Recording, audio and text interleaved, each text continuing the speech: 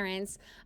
So as I was teaching the lesson in class today, I realized we need just one more video to just drive this point home so the kids can be successful with their practice essay assignment.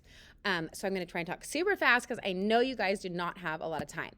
But at the beginning of class, I reviewed these common expectations for expository writing. You can see them in my slides. And then this was super key for them to understand. So I reviewed the general overview of what this practice essay is going to look like. Okay, so specifically, one of your paragraphs is going to be an introduction.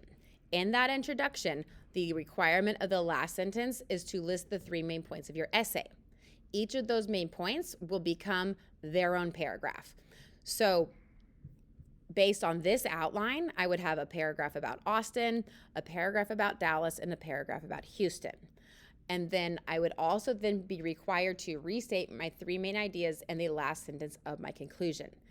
So the kids are supposed to fill out this outline before they start writing. And for some reason, many of them struggled with grasping the concept. So right here, it's just words, right? What is 1 or 2 words to explain what the topic of my essay is? Just like in this example, okay? Right here, what's the main point of my first paragraph, second paragraph, and so on. Okay, so your child might need help with that. Okay, then this was just super quick review, just to remind them. Okay, for now, we're going to start each of our body paragraphs with a transition word, and we need to use one that makes sense. So here's what I mean by that. Like, for example, in previous years, I've had a child choose to start their first body paragraph with a transition word like additionally. Well, that wouldn't make sense if it's my first body paragraph. So I would need to use one that indicates it's my first paragraph. So that's the purpose of this chart. It's just, hey, let's be purposeful with our transitions. They're going to kind of indicate the flow of our main points. And then I like to, use one to indicate, okay, this is my last point. Okay, I'm not focusing too much right now on using transitions within the paragraph. It's just kind of too much to handle right now, but of course we do sometimes need transitions inside our paragraph. Okay, so then I walked them through one more example of an introduction, and as I said, I made such a big emphasis on in class that for now, our main thing is learning every sentence has a specific job that it is supposed to do. And if I write a beautiful sentence that doesn't do the job it's supposed to do, it's not accomplishing my goal and I'm not going to get any points. So we reviewed the job of the topics and just also, disclaimer, this is all very simplified. And I've made a big point of that in class. Hey, we've taken like the concept that you're going to be required to do senior year, and we have simplified it to the bare minimum skeleton of that to just focus on these core parts. And I really emphasize we will be adding on to this throughout the year and then much more so in like 6th grade and future grades. So this is just the core structure of what is to come. So for now, our topic sentence is going to just do 2 things. It is going to be very general, and it's going to tell the reader what the topic of my essay is, and it's going to help the students structure it in a correct way if they use a general number word like some, many, several, or something like that. Here's a topic sentence that gets the job done. Teaching 5th grade English comes with a lot of responsibilities. This gets the job done because I've got my general number word, a lot of, okay? And you know that this essay is just going to be about teaching 5th grade English. Now, your child will probably struggle with this middle sentence, the extra information sentence. Here are the key things I've told them in class. We're going to kind of think of it as like a little bit of a supporting sentence for our topic sentence, but not really, because we don't want to say anything specific here. So we're just adding on to this topic sentence and keeping in mind that one of the most important things about writing is connecting our ideas and transitioning and flowing from one thought to the next. So the job of this sentence is to tell a little bit more that's still very general about my topic and then transition nicely into my 3-point sentence. So here's a sentence that gets the job done. It requires a lot of work outside of school hours, but most teachers are happy to put in the extra effort for their students. The job right now in 5th grade, this is like a mini thesis statement. We're just like breaking it down to the like core part of that, and they'll learn a real thesis statement later. But the job right now is just list your 3 points in the same order that you're going to write about them in your essay and do that in the form of a complete sentence. So here's a sentence that gets the job done.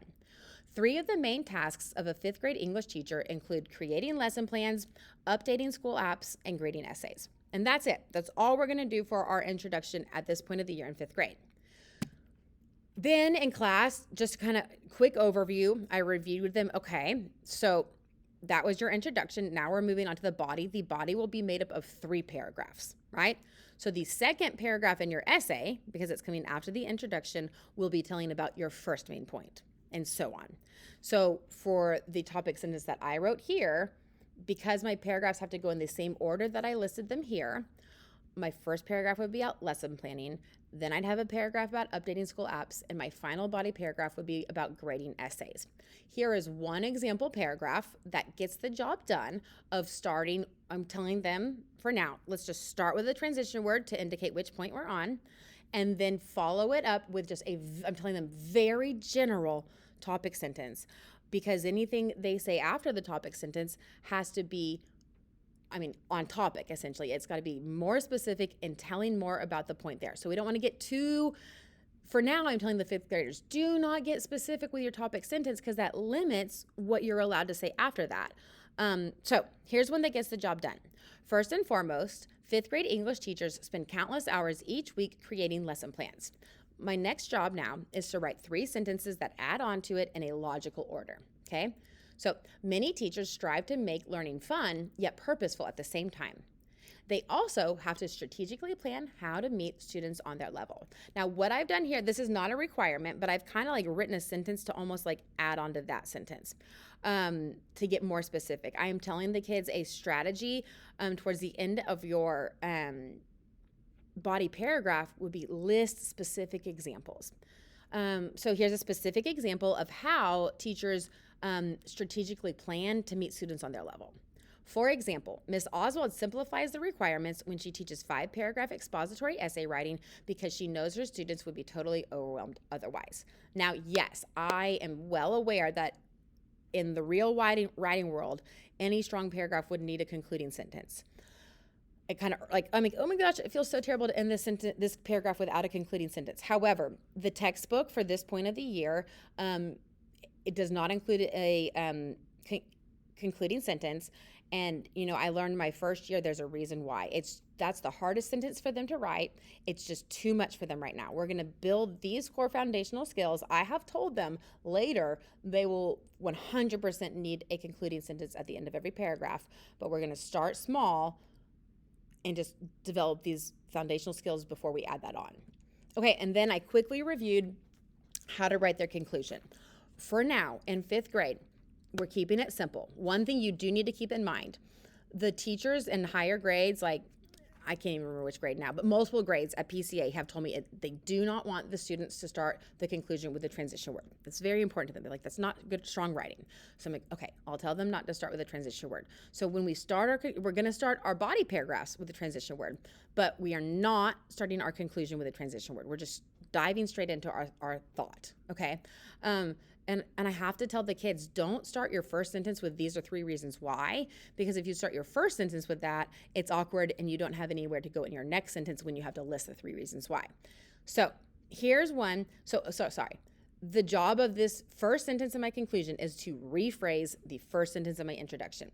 So the thing that we're really focusing on is don't sound repetitive. It's hard for them to express the same main idea in a different sentence structure and with different words. So that's the big practice here. How can I rephrase this and not sound repetitive? So I'm telling them, you must look at your introduction when you're writing your conclusion so you say the same idea but not in a repetitive way. So up here, I wrote, teaching 5th grade English comes with many responsibilities.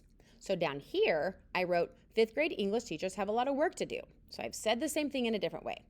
For now, in 5th grade, the textbook says cut out that middle sentence in the conclusion and just skip to the 3-point sentence. It has the exact same job as the 3-point sentence in the introduction. Our job is to restate the 3 main points in the exact same order that they're in the introduction and by default in your body paragraphs. Again, we're trying not to sound repetitive. So here's an example. Up here, I said 3 of the main tasks of a 5th grade English teacher include creating lesson plans, updating school apps, and grading essays. Down here, I changed it up and said the 3 things that require the most time and energy are creating lesson plans, updating school apps, and grading essays. Both of these sentences get the job done. If you're looking at it and you're feeling like, wow, this is really simple, Miss Oswald, please just trust me. Even this is a lot for 5th graders to handle. So that's why we're simplifying it so much right now. Okay, and then this slide was just like, I made this after first period because first period was struggling big time. I sent them off on their own and I'm like, okay, fill out your outline and then start writing. And they couldn't even fill out this outline right here. They were just kind of like lost. So okay, we got to backtrack and just explain this a little further. So just in case your child's confused, I'm going to restate what I kind of already said. Okay, so on this outline, they are just planning out the main points of their essay before they start writing the actual paragraphs. So this part is just bullet point form. But then everything else after that would then be complete sentence form, okay? So as a reminder, what they write in the green part, that is just what is the topic of my essay. So in this example essay, the topic would be just big cities in Texas. And then what they need to understand is where we have our main points, this is like a plan for your whole essay, not one paragraph, the whole essay. So when I put Austin right here, that means I'm going to have one body paragraph that's only about Austin. Then I would have one body paragraph that's only about Dallas. And then my last body paragraph would only be about Houston. And so the kids kept coming to me and they're like, well, Miss Oswald, is this going to work? And I wanted to teach them to answer that question for themselves. So I said, here's what you ask and you decide if it's going to work. Okay. Here are the requirements.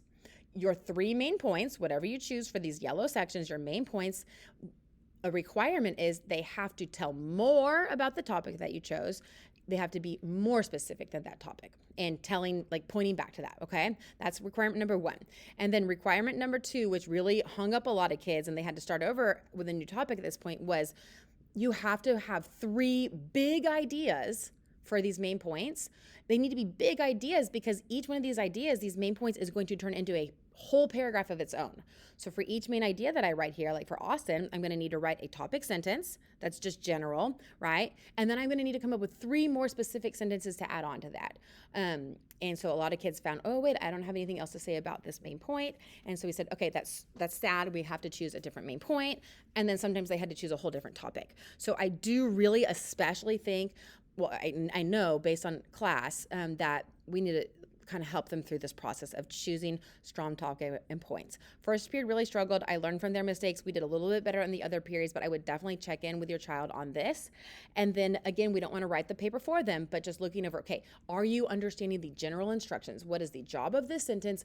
Are you doing your best? Are you writing complete sentences? Are you doing your best to follow the instructions? So that's kind of the way you can guide them. I'm totally okay with kind of heavy guidance on this. This is not like a huge grade. This is a learning opportunity. So really, if you want to guide them heavily on this assignment, as long as you're paying attention to my slides and my videos, especially this one, it'll be fine. Then I think that they need that at this point. It's just a lot, and a lot of them are struggling. Okay, so with that said, just really fast so you understand my heart behind this. So as far as the grade on this, I understand they're still learning. I'm not expecting perfection on this assignment because we don't have a lot of time to work on it. So I'll be grading on like, hey, does it seem like you were listening and you were trying your best? Did you complete it on time? So with the fact of like, okay, it being on time or not. So I'm going to be very clear. I do not want students doing homework or the break. I want them spending time with you and your family. So that's why I told them we got to get this turned in before the break. Unfortunately, we don't have class on Friday. So the official due date for this assignment is Thursday at the end of class. Now, that would stress me out to no end as a student because I'm like, wait, I don't know if I'm going to have enough time to finish it, blah, blah, blah, blah, blah. So that is the official due date. They are expected to get it in by the end of class. Now, I'm going to show grace if they can't meet that deadline, and I will accept it Friday morning. So you might be like, Miss Oswald, why don't you just make the deadline Friday morning? Well, here's the problem with that. On Friday, we have career day. And students are not bringing water bottles, they're not bringing backpacks, so the chance of them remembering to bring an assignment when they're not bringing anything else is slim to none. So that's why I chose to make the official deadline Thursday at the end of class. However, I'll show grace if they bring it Friday morning, but it 100% will be a late grade if they don't get it turned in before the break. So I hope you understand my heart behind this. It's never to be strict or anything like that. It's just I'm always trying, thinking of the student what's going to work best for everyone. Okay, so just one last thing. If you're still confused, okay, here's the template, right? Okay, so they're going to do their main point here, right here. They're writing their introduction. So each blank is a spot for one sentence. So I write one topic sentence, one extra information sentence, one 3-point sentence, right? The instructions for the introduction are right above it.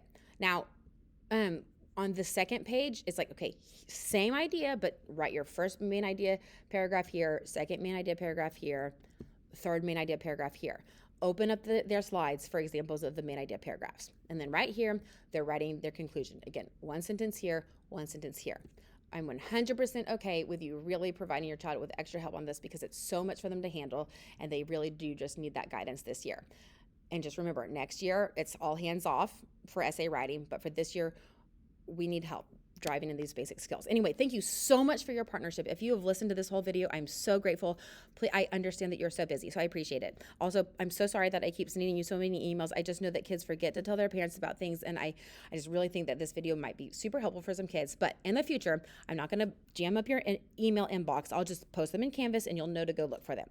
Okay, as always, please let me know, if anything is confusing, and let's just get this done before Thanksgiving break, and I just hope everyone has such a wonderful holiday. Also, disclaimer, I may use this video again in the future, and it may not happen before Thanksgiving break. So if you're a parent watching this any year after the year I've made this and it doesn't make sense, just bear with me because I'm not recording this whole video again next year. Anyway, thank y'all so much, and I hope you have a great holiday.